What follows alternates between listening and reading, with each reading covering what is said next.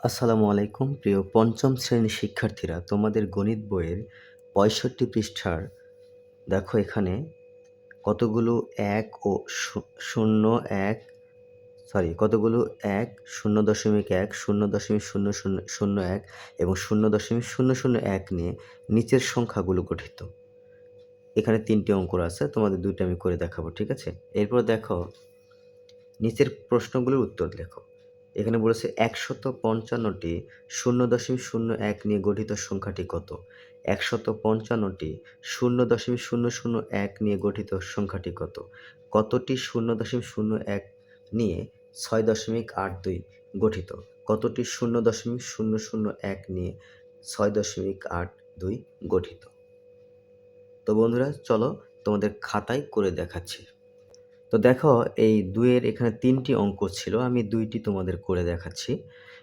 তাহলে এই সংখ্যাটি দেখো ১.৪৬৯, এই সংখ্যাটিতে কতটি ১ রয়েছে, কতটি ০.০০১ রয়েছে, কতটি ০.০০১ রয়েছে, হ্যাঁ? কতটি ০.০১ রয়েছে, এটা আমাদের বের করতে হবে।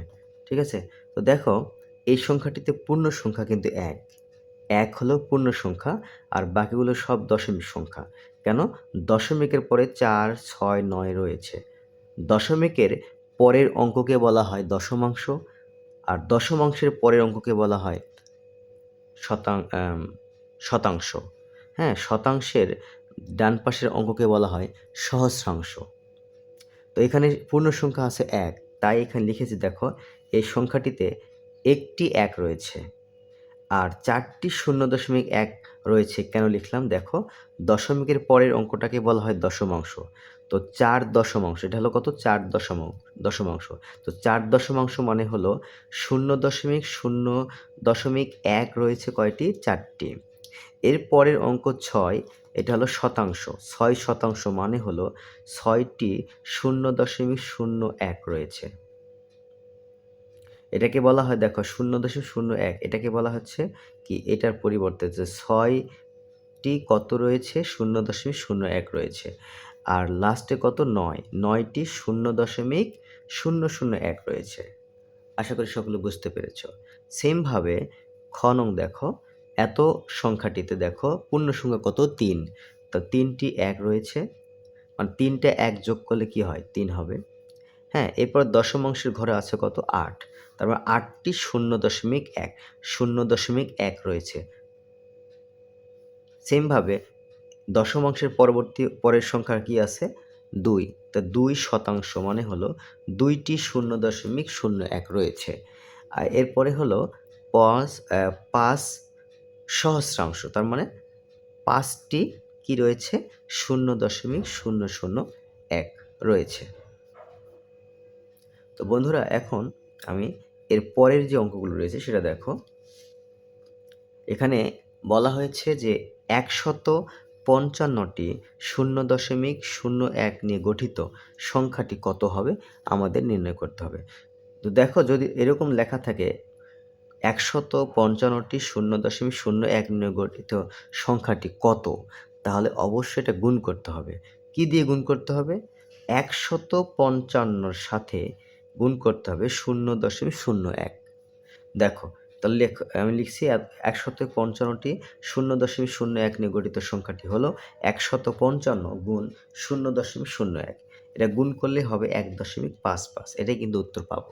তো দেখো আমি এখানে তোমাদের রাফ করে দেখাইছি যে ১৫৫কে ০.০১ দ্বারা গুণ করেছি। তো প্রথমে ১ দিয়ে গুণ করেছি। ১ দিয়ে গুণ করলে ১৫৫। তো এখানে শূন্য আছে, এই শূন্য দিয়ে আমি গুণ একবার করলাম। এটা দিয়ে গুণ করলেও হয়, না করলেও কোনো সমস্যা নেই। আমি গুণ করেছি।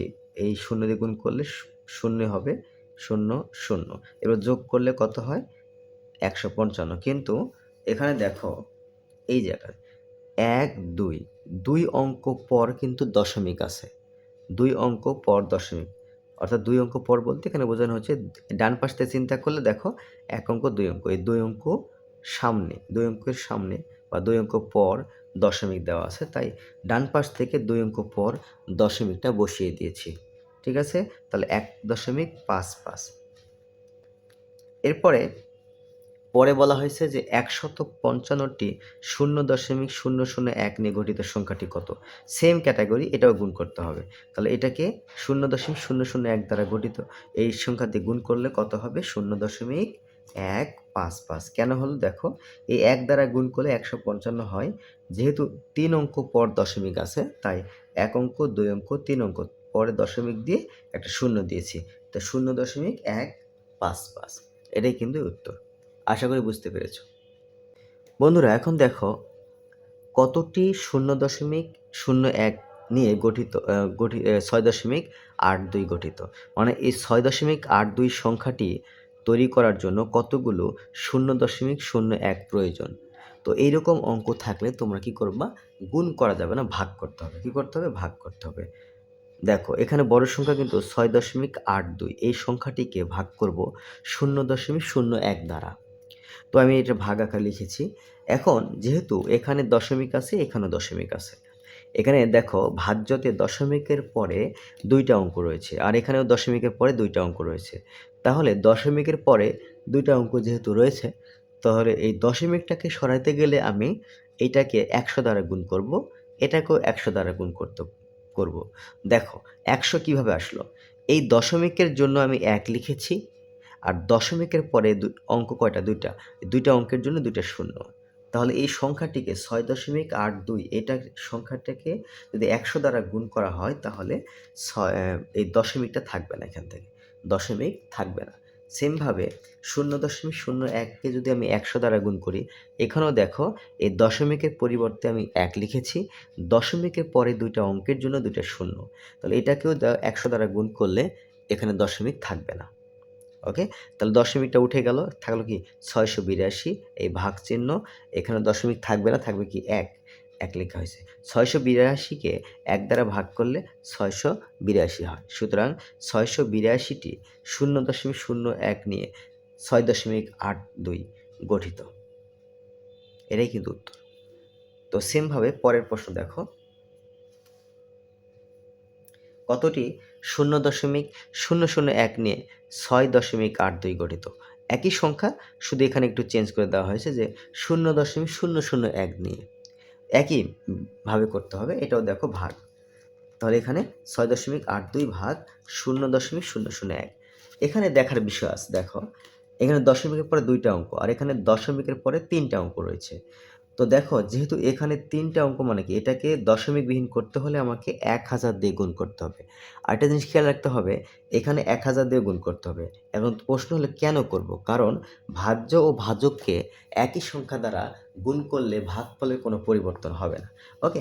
আমার হিসাবের সুবিধার্থে আমি কি করতেছি? এই ২টা সংখ্যাকে, ভাজ্যকেও ১০০০ দিয়ে গুণ করব, ভাজককেও ১০০০ দিয়ে গুণ করব। তো এটাকে ১০০০ দিয়ে গুণ করলে দেখো কত আসতেছে। মানে এখানে ১০০০ কিভাবে আসলো বুঝতে পেরেছ? এই যে দেখো এখানে দশমিকের, এটাকে দশমিকবিহীন করার জন্য আমি ১০০০ দিয়ে গুণ করব। কেন ১০০০ দিয়ে গুণ করব? দেখো এই দশমিকের জন্য ১, দশমিকের পরে ৩টা অঙ্ক, ১, ২, ৩টা, এই ৩টা অঙ্কের জন্য ৩টা শূন্য।